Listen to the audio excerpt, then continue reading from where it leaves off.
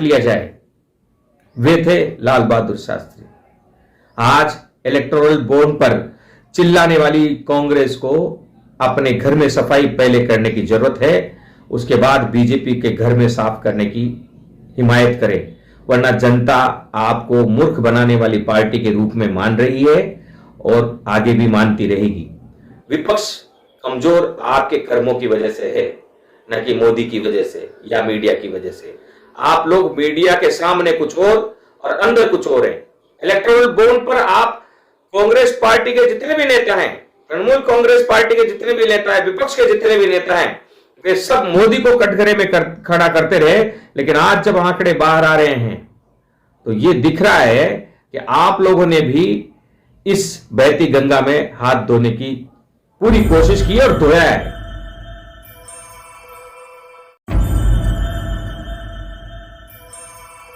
Gandhi TV सच को सच की तरह पेश करता है। चूहे हजार खाकर बिल्ली को हज को जानी थी, अपने घर कचरा भर पड़ोसी के आंगन में सफाई करवानी थी। जी हां, इलेक्टोरल बॉन्ड के लिए कांग्रेस का राग और कांग्रेस का विरोध कमोबेश यही कहता है। जरा सोचिए, कहानी कुछ इस तरीके से कि दो चोर चोरी करने जाते थे और दोनों चोर पड़ोसी थे, लेकिन दोनों चोरों को यह पता नहीं था कि कौन चोर है। एक दूसरे के बारे में जानते ही नहीं थे, एक दूसरे के पड़ोसी होने के नाते एक दूसरे को साहूकार ही समझते थे। एक चोर बड़ा था, उसके पास आलीशान बंगला था, एक चोर छोटा था, उसके पास छोटी सी गाड़ी, छोटा सा मकान था। एक दिन छोटे चोर ने चोरी करते वक्त बड़े चोर को चोरी करते हुए देख लिया। अब वो छोटा चोर तो बड़ा आश्चर्यचकित रह गया, अच्छा इसके पास ये बंगला मेरी तरह ही कमाई हुई है, अब मैं इसको बेनकाब करूंगा। तो छोटा चोर, चूंकि छोटे चोर को बड़ा चोर दिखाई दे गया था, तो वो जो छोटा चोर था वो चिल्ला चिल्ला कर कहने लगा सब जगह पर, अरे ये चोरी के माल से करोड़पति बना है, ये चोरी करता हुआ मैंने इसको देखा है। अब वो ये सोच रहा था कि उसकी चोरी तो किसी ने पकड़ी ही नहीं।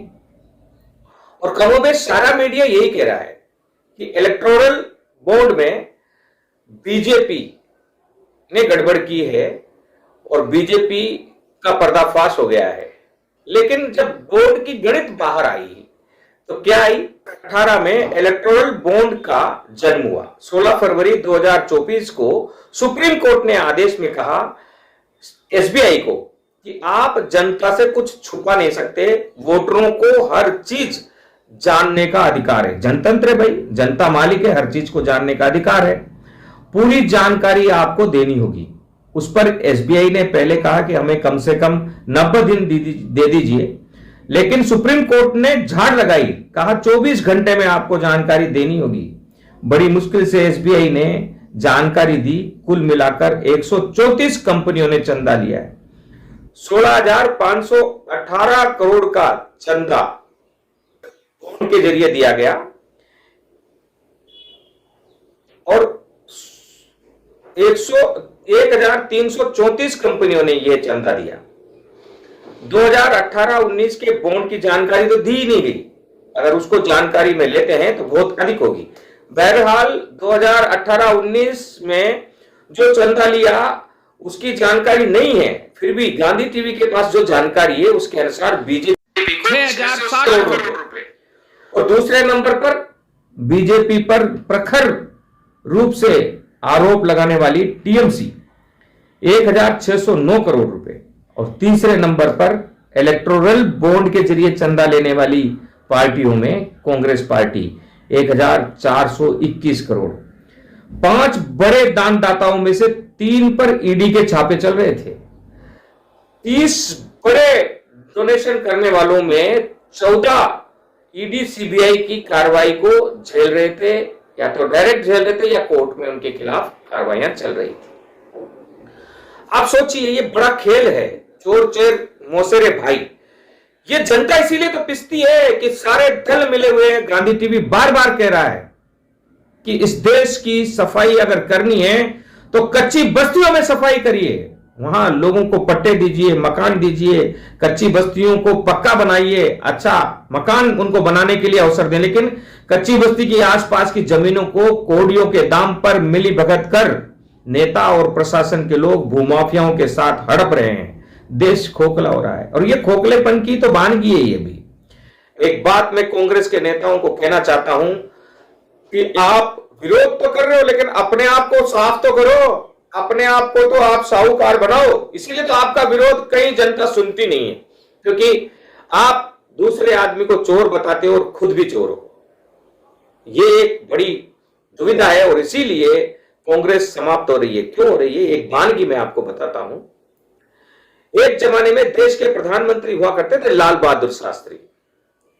एक दिन लाल बहादुर शास्त्री के बेटे ने उनकी सरकारी गाड़ी अपने उपयोग में ले ली। लाल बहादुर शास्त्री को जैसे ही पता चला तो लॉग बुक भरने वाले को बुलाया गया और उनसे कहा कि आप ये लिखते हो गया रजिस्टर में कि गाड़ी कहां से कहां तक चली और किस प्रयोजन के लिए चली, कब कब चली और कितने किलोमीटर चली। तो उसने कहा, अधिकारी ने, हाँ जी लिखते हैं, लॉग बुक भरते हैं, लाइए आप। लॉग बुक लाया गया और उसमें देखा कि 14 किलोमीटर लाल बहादुर शास्त्री के बेटे सुनील शास्त्री ने अपनी निजी उपयोग के लिए गाड़ी का इस्तेमाल किया है। प्रधानमंत्री और प्रधानमंत्री की बेटे की बात यह है, कांग्रेस के नेता थे वो। और लाल बहादुर शास्त्री ने अधिकारी से कहा कि ये जो 14 किलोमीटर जो गाड़ी इस्तेमाल की गई है, ये मेरे बेटे ने अपने निजी कार्य के लिए इस्तेमाल किया है, तो ये पैसा मेरे तनख्वाह में से काट लिया जाए। वे थे लाल बहादुर शास्त्री। आज इलेक्टोरल बॉन्ड पर चिल्लाने वाली कांग्रेस को अपने घर में सफाई पहले करने की जरूरत है, उसके बाद बीजेपी के घर में साफ करने की हिमायत करे, वरना जनता आपको मूर्ख बनाने वाली पार्टी के रूप में मान रही है और आगे भी मानती रहेगी। विपक्ष कमजोर आपके कर्मों की वजह से है, न कि मोदी की वजह से या मीडिया की वजह से। आप लोग मीडिया के सामने कुछ और अंदर कुछ और है। इलेक्टोरल बॉन्ड पर आप कांग्रेस पार्टी के जितने भी नेता हैं, तृणमूल कांग्रेस पार्टी के जितने भी नेता हैं, विपक्ष के जितने भी नेता हैं, वे सब मोदी को कटघरे में खड़ा करते रहे। लेकिन आज जब आंकड़े बाहर आ रहे हैं तो यह दिख रहा है कि आप लोगों ने भी इस बहती गंगा में हाथ धोने की पूरी कोशिश की और धोया है। यह बात अलग है कि आपको बीजेपी को मिले चंदे से 6 गुना कम मिला है, क्योंकि वो रूलिंग पार्टी है, नेचुरली उनको ज्यादा मिलना था। बहरहाल सच को सच की तरह पेश कर रहा है गांधी टीवी और फिर दोबारा कह रहा है कि 1000 चूहे का खाकर बिल्ली को हज को जानी थी और अपने घर में कचरा भर पड़ोसी के आंगन की सफाई करवानी थी।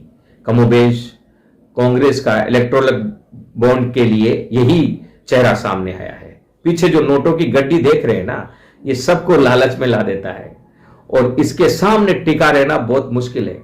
पत्रकारों का भी, नेताओं का भी, समाज सेवकों का भी हम लड़ाई लड़ रहे हैं भूमाफियाओं के खिलाफ, शराब माफियाओं के खिलाफ, नशा माफियाओं के खिलाफ, पेपर लीक माफियाओं के खिलाफ, भ्रष्टाचार के खिलाफ। देखते हैं हम कब तक टिके रहते हैं। अब तक तो टिके हुए हैं और आगे भी टिके रहने का इरादा है। कोई सहयोग करे या ना करे, चाहे अकेले ही सही मंजिल की ओर बढ़ते रहेंगे। अच्छे लोग चंद ही सही मिलते रहेंगे, कारवां बनता रहेगा और मंजिल हम हासिल करके रहेंगे। भारत को विश्व गुरु बनाकर रहेंगे। जय हिंद, वंदे मातरम, जय जगत।